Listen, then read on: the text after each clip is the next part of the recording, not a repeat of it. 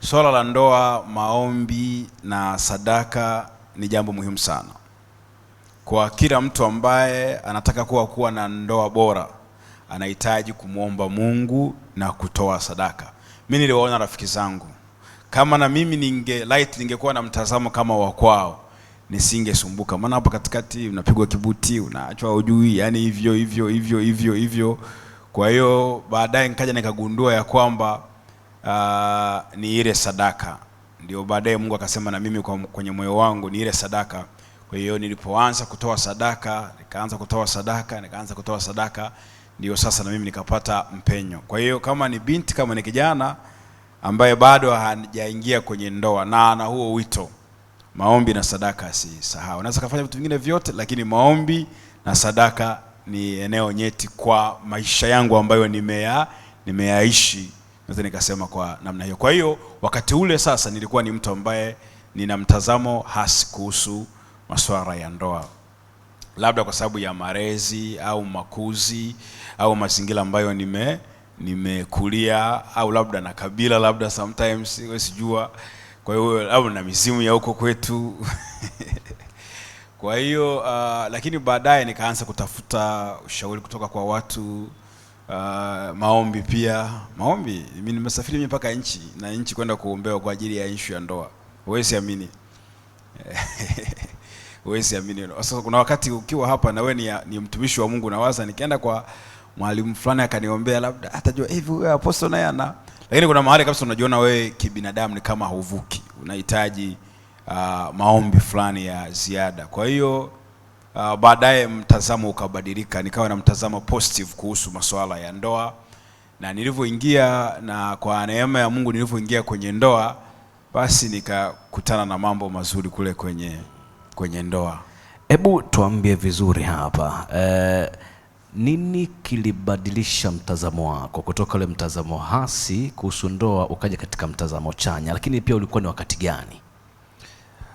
Kwanza ni jamii ambayo ilianza kunizunguka.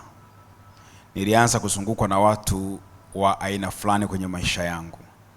Watu ambao kwanza wana exposure kubwa, alafu mbili wana kipato kikubwa kwa maana ya uchumi. Walipoanza kunizunguka, alafu ni watu wazima, yani wana miaka 50, 60.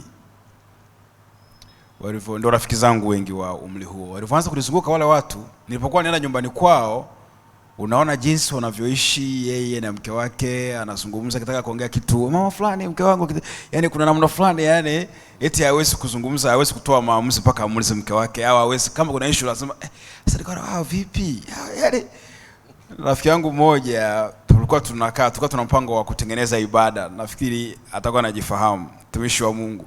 Tunakaa tunaongea, ni mimi na yeye tumepanga tuongee ibada, tutengeneze ibada. Sasa inabidi nikaongea na mke wangu, jamaa vipi huyu? Matatizo gani? Yaani issue ni ya mimi na wewe, tunaongea mimi na wewe issue ya huduma. Labda mambo ya kwa mwanzo nakaona nikerema bado unazingua. Na kuna huduma moja mpaka nikaisusa kabisa. Wewe unazingua. Mimi issue tuko ni mimi na wewe, mke anaingiaje hapo? Anaingiaje?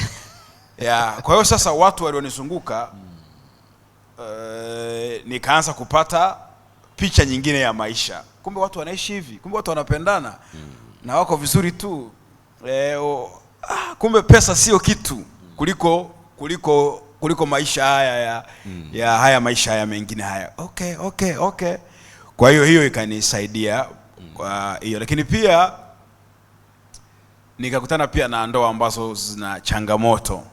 Nikaona ambavyo pamoja na kuwa na pesa nyingi na kipato kikubwa, bado maisha yao hawana furaha kwenye maisha.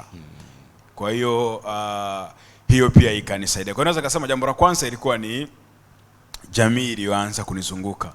Nilianza kuzungukwa na jamii ambayo ni watu wazima, wamefanikiwa kwenye hili taifa, lakini pia wanaishi kwa upendo sana na wenzi wao. Kwa nikaanza kuona kumbe haya ndio maisha. Lakini jambo jingine ni maarifa tu ya kimungu. Mimi nimesoma vitabu 100 mpaka sasa hivi ni 106 vinavyohusu ndoa. Vitabu 106.